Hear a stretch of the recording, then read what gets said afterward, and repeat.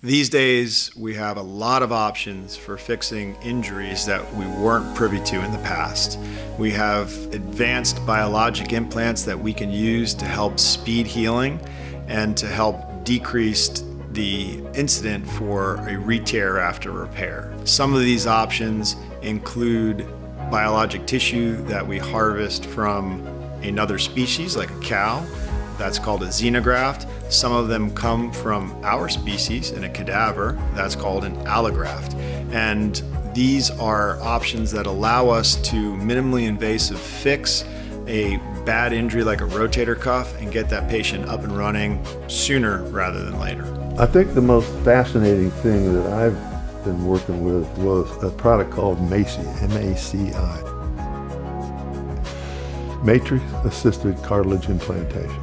Now, I've been doing cartilage implantation for 25 years, but in the old days, we would take a piece of periosteum from nearby on the bone, and we'd dig out and get a perfect edges on whatever the defect was, sew that membrane in around the edges with tiny little sutures about the size of your hair, and that would take about 3 hours to sew that thing in there, and then you'd inject the fluid up underneath that, the fluid being chondrocytes, and with all good luck, the patch held.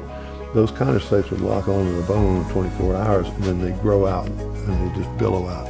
They improved that by creating the same cells but impregnating them into a matrix that was kind of like a mesh.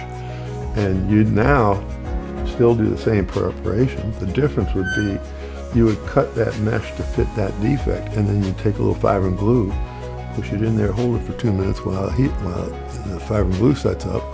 And 3 months later, those people are normal. It used to take 18 months for them to get well. So for me, it was striking to see how fast they got well. And then thank the Lord, it used to be you can do it after age 45. Now the age is 55, and I'm sure it's going to get pushed up higher as the success rate of these things improves.